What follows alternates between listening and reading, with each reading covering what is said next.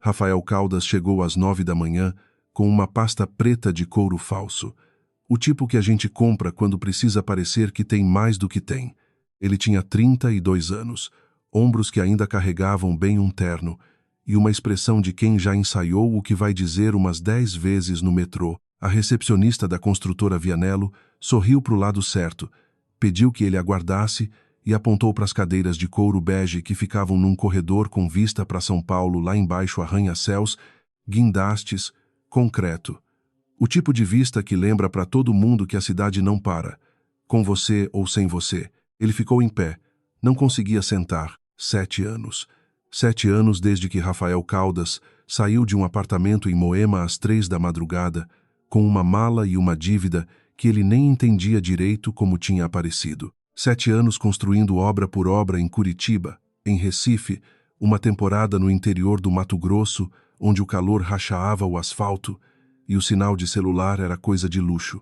Ele tinha fugido, não tinha outro nome bonito para isso, e agora estava de volta em São Paulo pedindo emprego numa construtora que pertencia à família da mulher que ele tinha deixado grávida. Ele não sabia disso ainda. Ou melhor, ele sabia o sobrenome Vianello, sabia que era grande, que era tradicional, que fazia parte do skyline da cidade. Mas 7 anos é tempo suficiente para um homem que não quer lembrar conseguir não lembrar. Ele tinha mandado currículo para 12 empresas. A Vianello tinha respondido em 2 dias. Ele tinha interpretado isso como sorte. Senhor Caldas? A voz veio da porta ao fundo do corredor. Não era a recepcionista.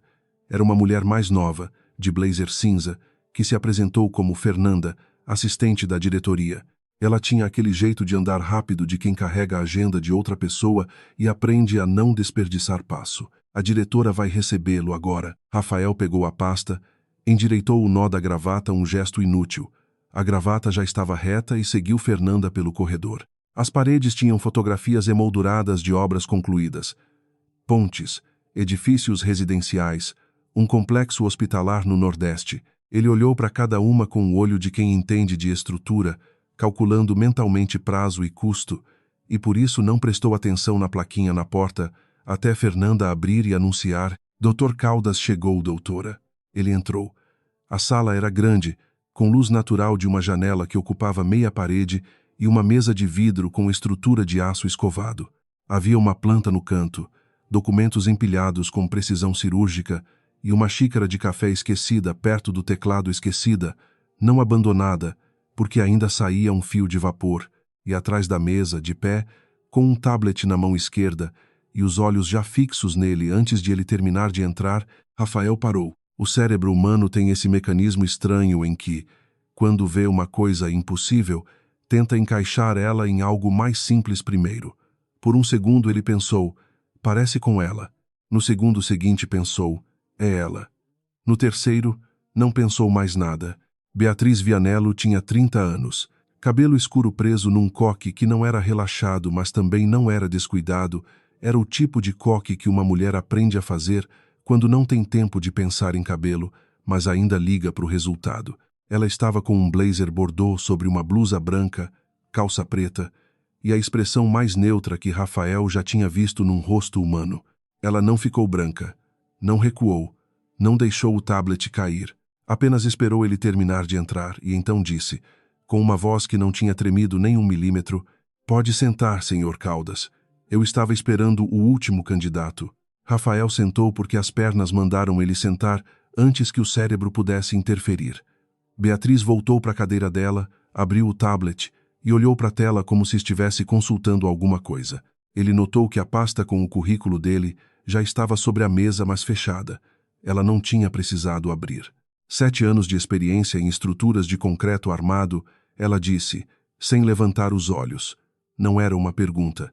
2 anos em Recife, um projeto em Cuiabá, o resto em Curitiba. Certo? Certo, Rafael respondeu. A própria voz soou estranha, baixa demais, como se ele estivesse com medo de quebrar alguma coisa. Por que a Vianello? Ele tinha a resposta ensaiada. Porque é a maior construtora da região sul de São Paulo, porque o portfólio de vocês cobre exatamente o tipo de projeto que eu mais desenvolvi, porque eu quero voltar para a cidade. Ele tinha ensaiado isso no metrô, na véspera, no espelho do banheiro da pensão onde estava morando há 3 semanas. O que saiu foi: porque eu preciso de trabalho. Beatriz levantou os olhos. Por um segundo menos que isso, um fragmento de segundo, ele viu alguma coisa passar pelo rosto dela. Não era raiva. Era mais como reconhecimento. Do tipo que dói. Pelo menos você não inventou uma história bonita, ela disse, e voltou para o tablet.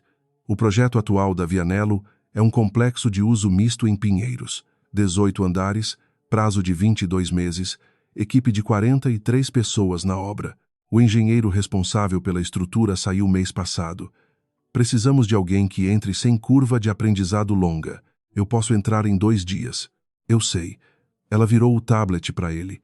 Era a planta do projeto, detalhada, com marcações em vermelho nas áreas críticas de fundação. Me fala o que você vê aqui. Era um teste. Rafael passou os olhos pela planta e por 5 minutos esqueceu não completamente, mas o suficiente que a mulher sentada do outro lado da mesa era Beatriz. Era engenharia. Era o único terreno em que ele ainda se sentia inteiro. Ele identificou 3 pontos de tensão na fundação. Sugeriu uma alteração no cronograma de concretagem da laje do 5º andar e apontou um possível problema de drenagem no subsolo que o projeto original não tinha contemplado direito. Beatriz ouviu tudo sem interromper. Quando ele terminou, ela fez uma anotação no tablet. A observação sobre a drenagem, ela disse, é a mesma que o engenheiro anterior fez 3 semanas antes de pedir demissão porque ninguém quis ouvir. Rafael não respondeu. Então você já sabe que trabalhar aqui não é fácil. Ela continuou e fechou o tablet. Alguma pergunta? Ele tinha 300 perguntas. Todas elas erradas para o momento. Quando começa, Beatriz estava prestes a responder quando a porta da sala se abriu sem bater. Não era Fernanda. Era uma mulher de uns 60 anos, cabelos brancos cortados rente, terninho de alfaiataria bege e o tipo de presença que enche um cômodo antes do corpo chegar. Ela parou na entrada, olhou para Rafael com uma expressão que ele não conseguiu classificar na hora. Não era surpresa. Isso era certo, e então desviou o olhar para Beatriz. Eu não sabia que você ia conduzir as entrevistas pessoalmente, disse a mulher, com uma voz que tinha aprendido a parecer casual ao longo de muitos anos de prática. Conceição. O nome saiu da boca de Beatriz com a secura de quem conhece muito bem cada camada daquilo. Eu estava terminando. Pode me dar 10 minutos? Claro, a mulher Conceição sorriu para Rafael. Era um sorriso de sala de reunião, profissional, vazio no centro. Bem-vindo a Vianello, senhor. Caldas, ele disse. O sorriso não mudou, mas os olhos dela ficaram parados nele por tempo demais para ser polidez. Caldas. Ela repetiu, como se estivesse arquivando o nome em algum lugar específico. Que bom. E saiu, deixando a porta entreaberta. Beatriz esperou o som dos saltos sumir no corredor antes de se levantar. Ela foi até a porta, fechou com firmeza e ficou de costas por um segundo, as mãos nos lados do corpo, não apertadas em punho, mas próximas disso. Quando se virou, o rosto dela estava exatamente igual. Segunda-feira, 8 da manhã, ela disse. Fernanda vai te passar os documentos de contrato. Pode ir. Rafael se levantou, pegou a pasta, caminhou até a porta. Já com a mão na maçaneta, ele parou. Não sabia por que parou.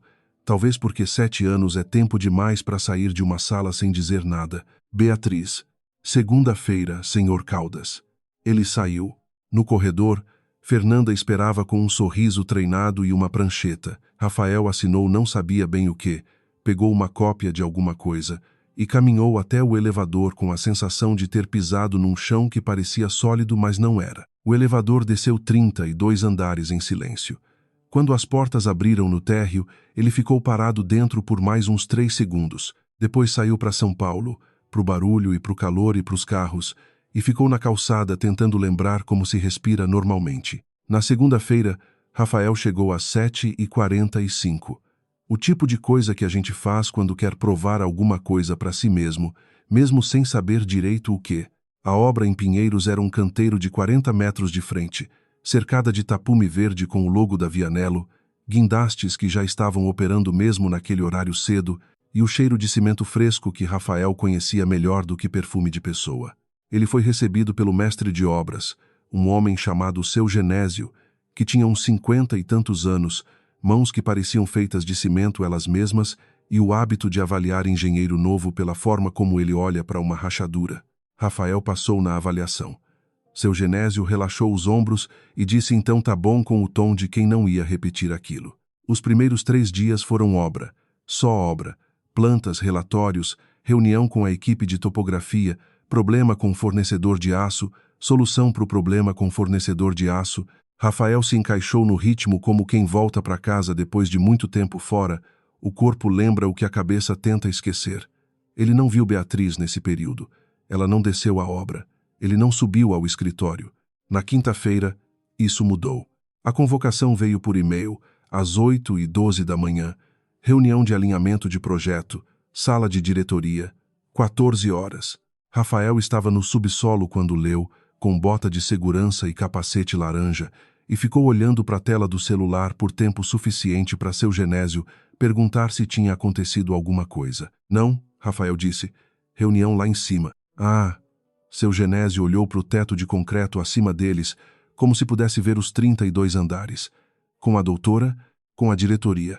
É a mesma coisa, seu Genésio disse, sem nenhum julgamento, e voltou para o que estava fazendo. Às 14 horas, Rafael entrou na sala de reunião do 32º andar com a pasta de obra e uma prancheta. Havia outras 6 pessoas, 2 arquitetos, uma engenheira de instalações, o gerente financeiro do projeto e Fernanda numa ponta com um notebook aberto. Beatriz estava na cabeceira, de pé, com uma apresentação projetada na parede. Ela não olhou para ele quando ele entrou, ou melhor, ela olhou, da mesma forma que olhou para todas as outras pessoas que foram chegando, uma verificação rápida, funcional, como se estivesse conferindo lista de presença interna. A reunião durou 1h40 minutos. Rafael falou 3 vezes. Uma sobre o cronograma de fundação, uma sobre o problema de drenagem que ele tinha levantado na entrevista e que agora tinha virado item oficial de pauta, e uma terceira vez quando a engenheira de instalações discordou da sua proposta de sequência de concretagem e ele precisou defender o argumento com números. Beatriz acompanhou tudo, fez perguntas técnicas precisas, cortou 2 debates que estavam indo para lugar nenhum e ao final distribuiu encaminhamentos com datas e responsáveis sem precisar consultar nada. Quando todo mundo começou a guardar as coisas para sair, Rafael foi buscar a prancheta que tinha deixado numa cadeira perto da janela. E foi aí que viu, na mesa lateral, entre uma pilha de contratos e uma garrafa de água pela metade, havia um porta-retratos pequeno, daqueles discretos que as pessoas colocam no trabalho sem querer chamar muita atenção. A foto era de uma menina uns 6 anos, talvez 7, rindo para a câmera com sorvete no rosto, num fundo que parecia praia. Cabelo escuro, cacheado, olhos que Rafael conhecia de memória porque eram os mesmos que ele via no espelho toda manhã. Ele ficou parado olhando para aquela foto por tempo demais. Caldas. Fernanda estava na porta, segurando o notebook, com a expressão de quem esperava ele sair faz um tempo. Desculpa, ele disse, e saiu. Ele esperou. Ficou na obra até às 6h30.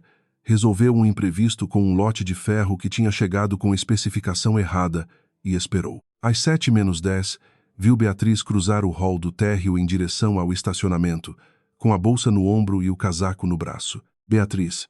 Ela parou.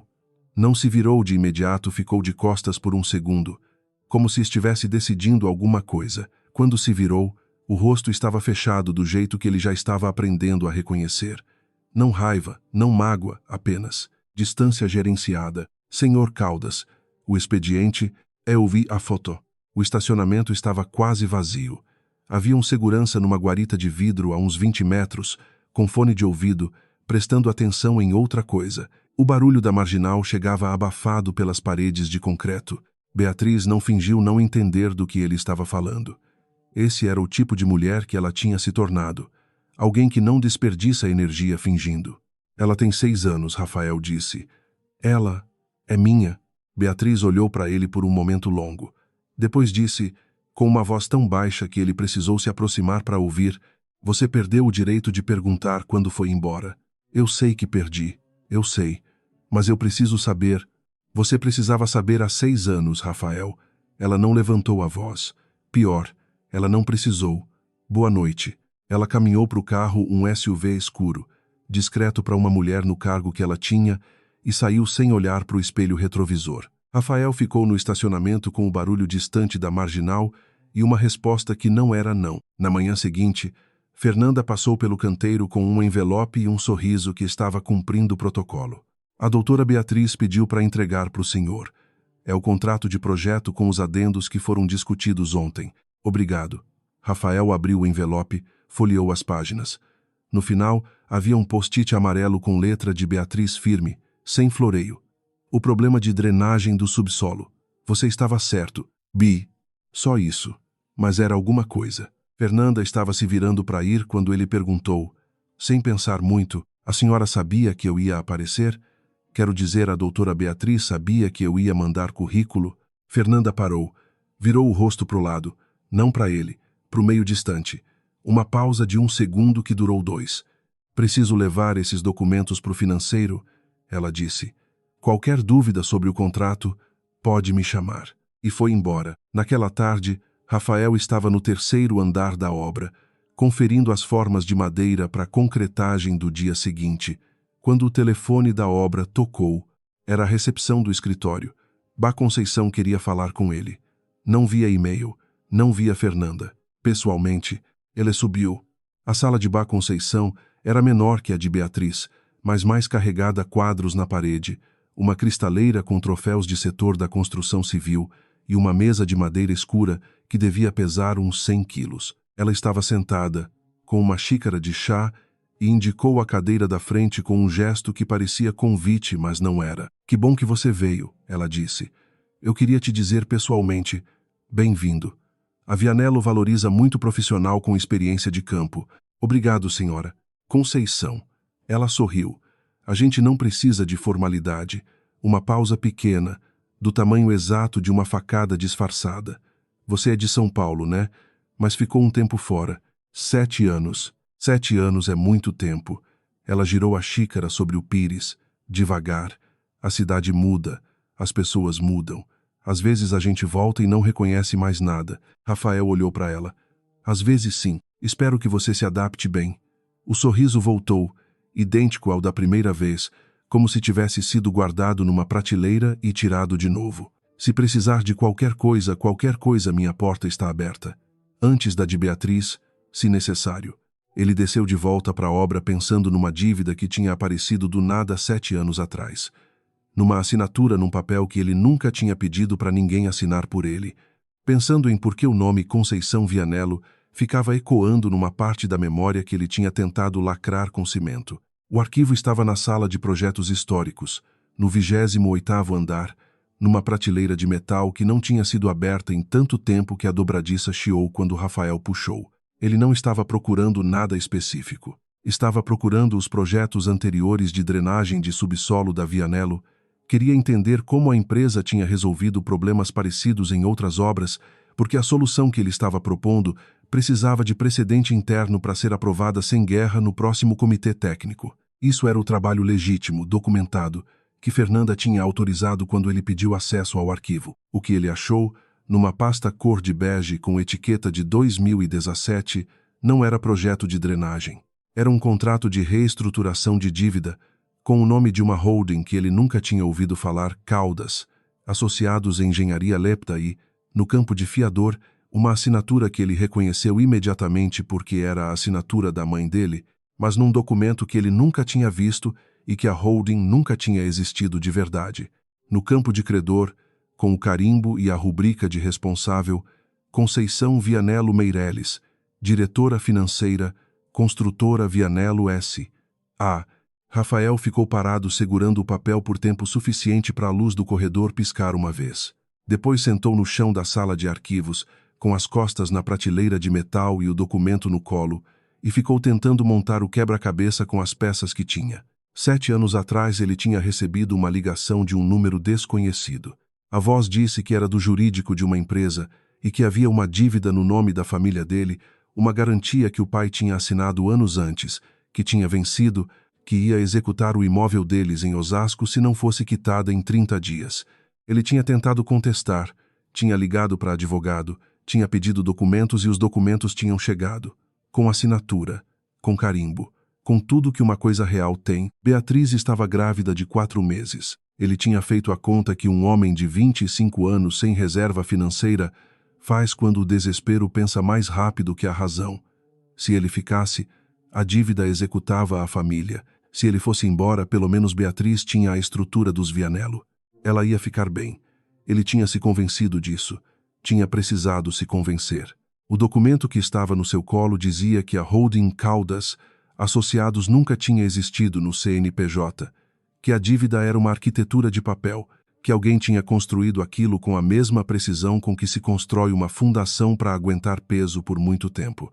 Ele fotografou cada página com o celular, colocou a pasta de volta na prateleira, saiu da sala de arquivos, fechou a dobradiça chiante e ficou no corredor por um momento com as fotos no celular e uma raiva tão fria que ele quase não reconheceu como raiva. Naquela mesma manhã, 2 andares acima, Beatriz estava numa reunião que ela não tinha convocado.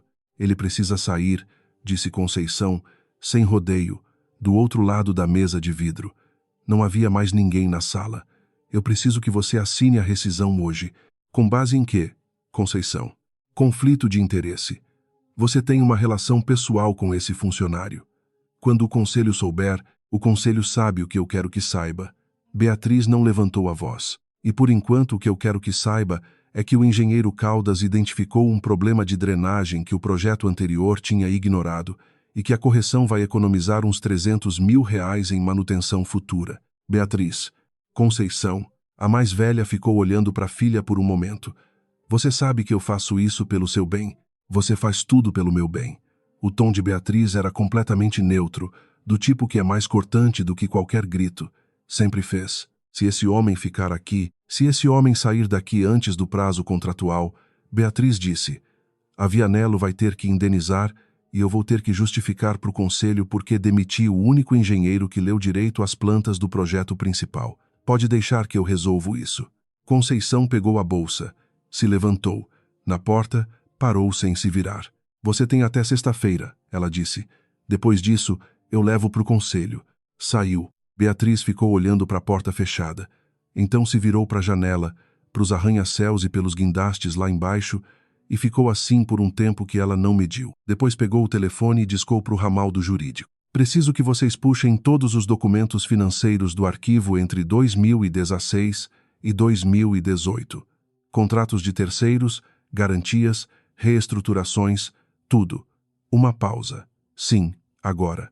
À tarde, Rafael foi até o escritório do seu Renato Bassi, o advogado, que tinha cuidado dos assuntos do pai dele anos atrás.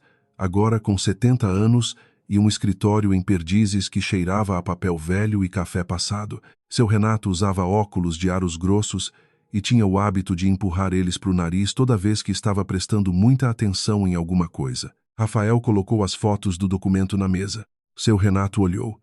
Empurrou os óculos para o nariz 3 vezes. Rafael, ele disse, devagar. Onde você achou isso? No arquivo da empresa onde estou trabalhando. E essa holding Caldas e Associados nunca existiu. Eu já conferi no CNPJ. Seu Renato tirou os óculos. Os limpou no jaleco, o que era sinal de que estava pensando sério. A assinatura da sua mãe aqui, ela não assinou. Ou se assinou, ela assinou sem saber o que era. Ela nunca me falou de nenhuma garantia. Nunca soube de nenhuma dívida. Mas você recebeu documentos na época.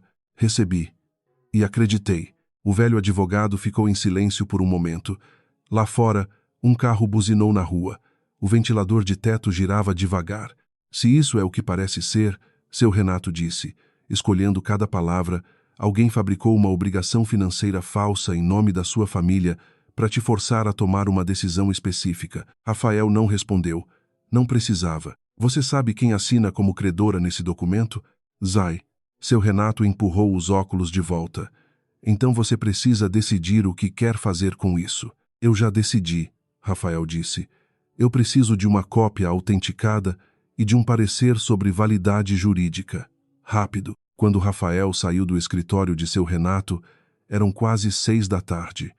Ele ficou na calçada de Perdizes com o sol de fim de tarde batendo de lado, laranja e raso, e ligou para a mãe. Mãe, você lembra de 2017? Quando eu te falei que precisava ir embora, que tinha uma dívida da família? Lembro. A voz da mãe ainda carregava aquela coisa, não era rancor, era aquela tristeza de quem aceitou uma explicação ruim porque não tinha outra. Por quê, filho?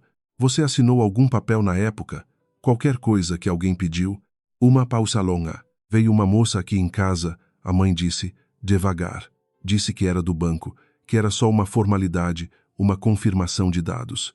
Eu assinei porque parecia coisa simples. Rafael fechou os olhos. Filho, aconteceu alguma coisa? Não, mãe. Tudo bem. Eu te ligo mais tarde. Desligou. Ficou olhando para o asfalto por um momento. Depois começou a caminhar em direção à estação de metrô, com as fotos no celular e uma clareza que doía mais do que a confusão tinha doído antes. Mas havia uma coisa que ele ainda não sabia, uma coisa que nenhum documento ia revelar, porque não estava em nenhum arquivo. Que Beatriz já sabia de tudo isso faz 2 anos, e tinha escolhido não dizer nada. Rafael pediu para Fernanda marcar uma reunião com a diretoria na sexta-feira às 10 da manhã. Não deu detalhes.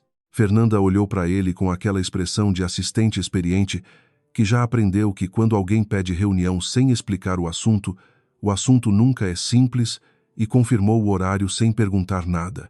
Ele passou a quinta-feira inteira na obra. Concretagem do 3º pavimento, inspeção de armadura, conversa com seu Genésio sobre um fornecedor de telha que estava atrasando. Trabalho normal. Ele fez tudo com a mesma atenção de sempre, porque obra não espera a cabeça ocupada, e porque ele tinha aprendido nos últimos 7 anos que o concreto é honesto. Ele racha onde tem fraqueza, sem aviso, sem desculpa, sem negociação. Na sexta de manhã, ele chegou de terno, não o de couro falso da entrevista, mas um cinza escuro que guardava para ocasiões que precisavam de seriedade. Subiu ao 32º andar com uma pasta que continha as fotos do documento do arquivo, o parecer de seu Renato autenticado em cartório e um depoimento escrito da mãe sobre a visita da moça do banco em 2017.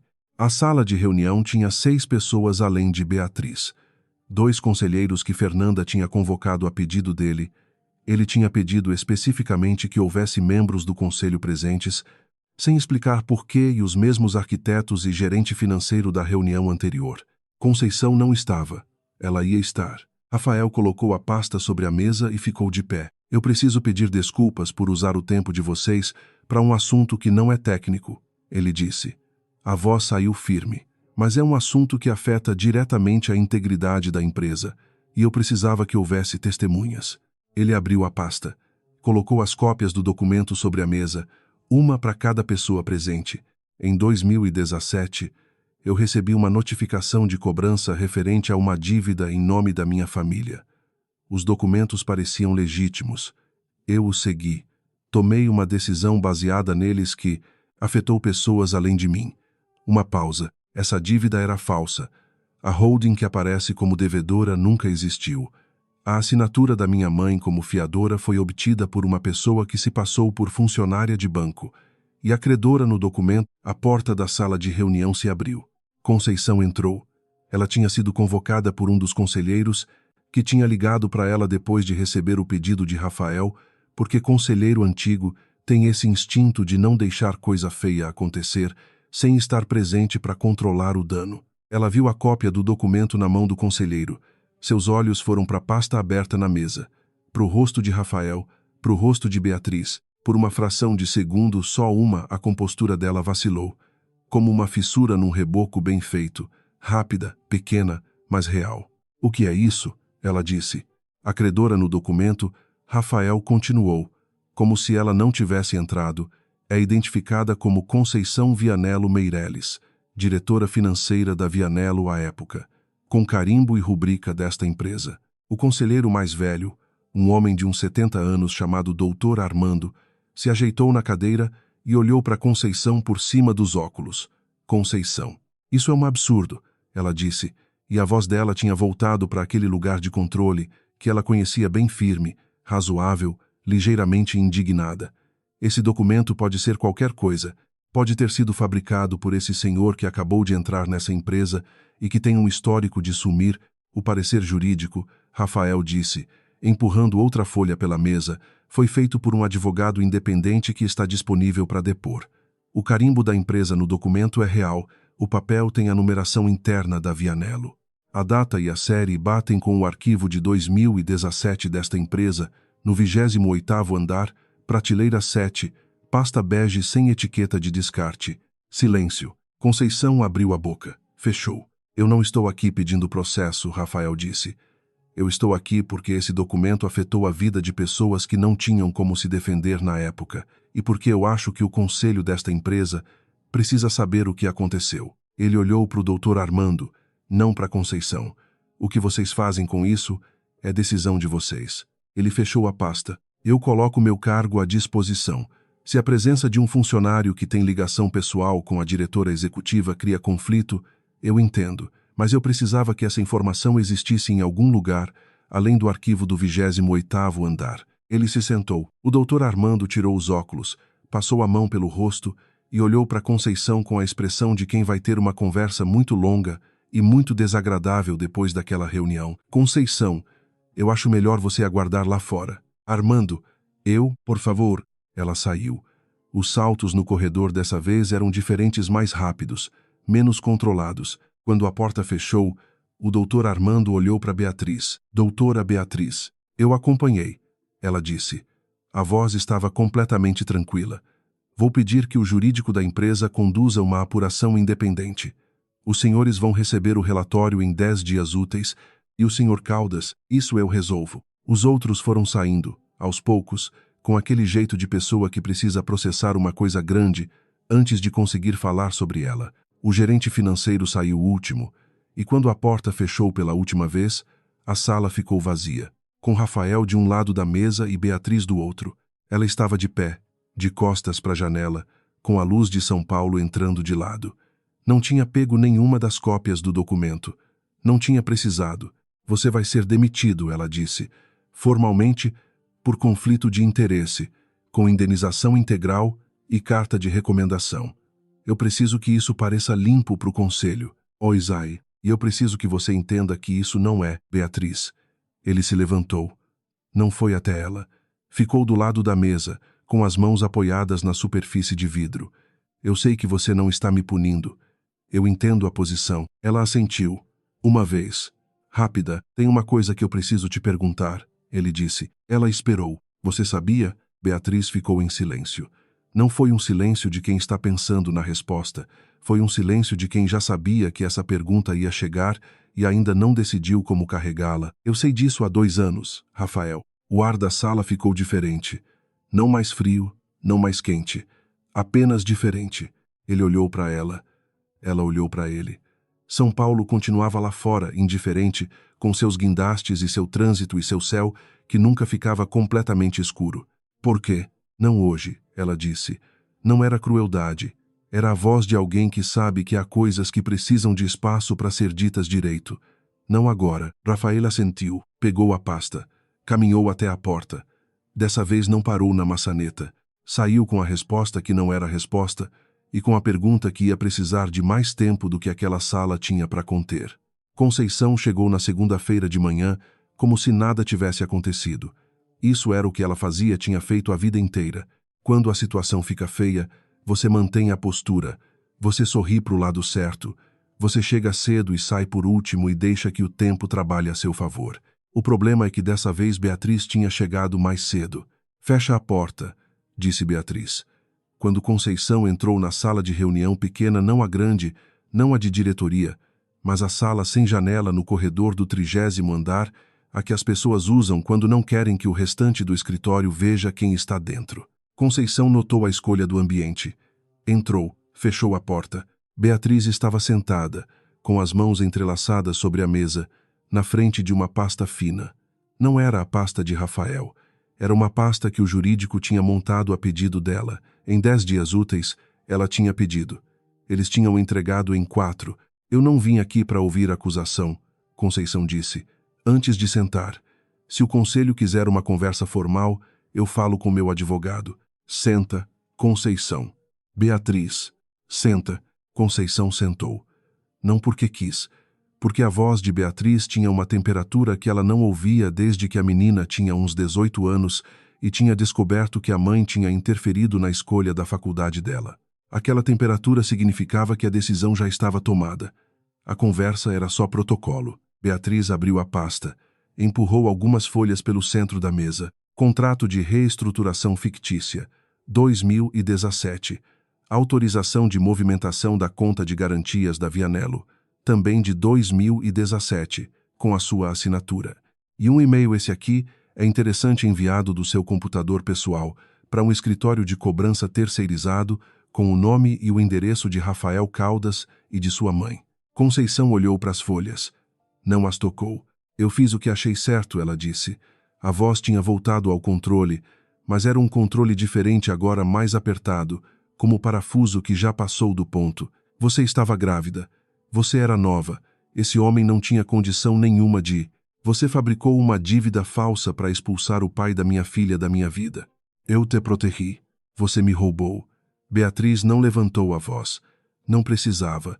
Você roubou de mim, roubou de Malu e roubou de Rafael. E você fez isso porque tinha medo de perder o controle que você tem sobre essa empresa desde que o meu pai morreu. Isso não é verdade. O testamento do vovô Ernesto, Beatriz disse. E Conceição ficou muito quieta, muito depressa. Ele deixou a participação majoritária para mim porque sabia que você ia tentar manobrar a herança depois que ele fosse. Eu sempre soube disso, mas eu não sabia que você ia chegar a esse ponto. Beatriz. A voz de Conceição tinha mudado de registro. Tinha ficado menor, mais próxima de alguma coisa real. Eu criei você. Eu estava aqui quando sua mãe foi embora. Eu estava aqui quando seu pai adoeceu. Eu estava aqui. Você estava aqui quando foi conveniente, Beatriz disse. E você vai sair desta empresa quando for necessário. Conceição abriu a boca. Fechou. Depois, com aquela teimosia que tinha levado 70 anos para construir, disse: se você me tirar daqui, eu levo os contratos antigos para o mercado. Eu conheço os fornecedores, eu conheço os acordos que foram feitos antes de você assumir. Você não quer esse barulho. Beatriz inclinou a cabeça levemente para o lado. Pode ser que não. Uma pausa de 2 segundos. Mas sabe o que é interessante? Eu sei disso há 2 anos. Não só sobre o que você fez com Rafael. Sobre tudo. Conceição ficou imóvel. Eu deixei você ficar aqui porque eu precisava que você fosse fundo o suficiente para que eu tivesse prova suficiente, Beatriz disse. E Rafael apareceu na hora certa. Não foi coincidência que o currículo dele foi para cima da pilha que eu ia analisar pessoalmente. A mais velha olhou para ela por um longo momento. Quando falou, a voz tinha perdido o acabamento. Você me usou. Você usou primeiro. Silêncio. O acordo que o jurídico vai te oferecer, Beatriz continuou, é razoável. Você sai da diretoria, mantém uma participação minoritária não votante e a Vianello não leva o caso para as autoridades. Se você quiser contestar, pode contestar. Mas você vai precisar explicar o e-mail e a assinatura e a conta de garantias para o mesmo conselho que te conhece há 30 anos. Conceição pegou as folhas da mesa, dobrou, colocou na bolsa. Você ficou parecida com sua mãe, ela disse na porta. Eu sei, Beatriz respondeu. Era o objetivo. A porta fechou. Beatriz ficou sozinha na sala sem janela por um momento. Respirou não o tipo de respiração que aparece em livro, lenta e dramática, mas o tipo simples de quem acabou de carregar uma coisa pesada e finalmente colocou no chão. Depois se levantou, abriu a porta e foi trabalhar. Rafael estava no apartamento da pensão quando o telefone tocou. Número desconhecido. Ele atendeu porque tinha aprendido que números desconhecidos às vezes são a única chance que a vida dá de consertar alguma coisa. Rafael Caldas? Sim.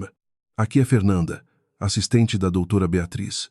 Ela gostaria de saber se o senhor tem disponibilidade para uma conversa hoje à tarde.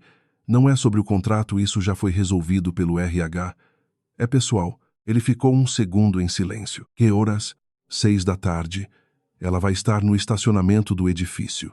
O estacionamento estava quase vazio quando ele chegou. Beatriz estava encostada no SUV escuro com os braços cruzados e uma expressão que ele estava aprendendo a ler não era o rosto de CEO, não era o rosto de ex-esposa. Era o rosto de alguém que ensaiou o que ia dizer e agora não tem certeza se o ensaio serve. Ele parou a uns 2 metros dela.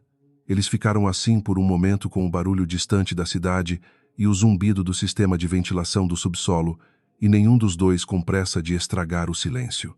Você sabia, ele disse. Não era acusação, era constatação. Sim, por 2 anos. Sim, ele assentiu devagar. E você não disse nada. Não. Ela descruzou os braços. Os colocou nos lados do corpo. Porque eu precisava saber se você ia achar. Se você ia tentar. Beatriz, você foi embora sem perguntar, ela disse. A voz não era acusação também. Era algo mais cansado, mais honesto. Eu entendo agora que você achou que estava protegendo, mas você não perguntou. Você tomou uma decisão por mim e pela nossa filha sem me perguntar o que eu queria. E depois você ficou 7 anos sem tentar descobrir o que tinha acontecido. Ele não respondeu porque ela estava certa. Quando eu descobri o que Conceição fez, Beatriz continuou, eu fiquei com raiva de você também. Porque mesmo que ela tivesse mentido, você poderia ter duvidado. Você poderia ter voltado e perguntado, mas você não voltou. Eu achei que você estava melhor sem. Eu sei o que você achou. Ela deu um passo na direção dele, não muito, só o suficiente para ficar dentro do alcance de uma conversa real. Eu estou te dizendo que você errou, não porque acreditou nela, porque não lutou. Rafael ficou olhando para ela. A luz do estacionamento era aquela luz de fluorescente que envelhece todo mundo, mas Beatriz ali dentro, com os olhos diretos e o cansaço honesto no rosto, parecia mais ela mesma do que em qualquer lugar que ele tinha visto ela na última semana. Você está certa, ele disse. Ela piscou, como se não tivesse esperado que ele concordasse tão rápido. Eu errei, ele disse. Não só em 2017. Errei em não voltar, em não perguntar, em ficar 7 anos me convencendo de que sumir era a coisa mais nobre que eu podia fazer. Ele passou a mão pelo cabelo. Eu não tenho como recuperar isso. Eu sei, mas eu quero tentar fazer diferente daqui para frente. Daqui para frente ela repetiu, como se estivesse testando o peso das palavras.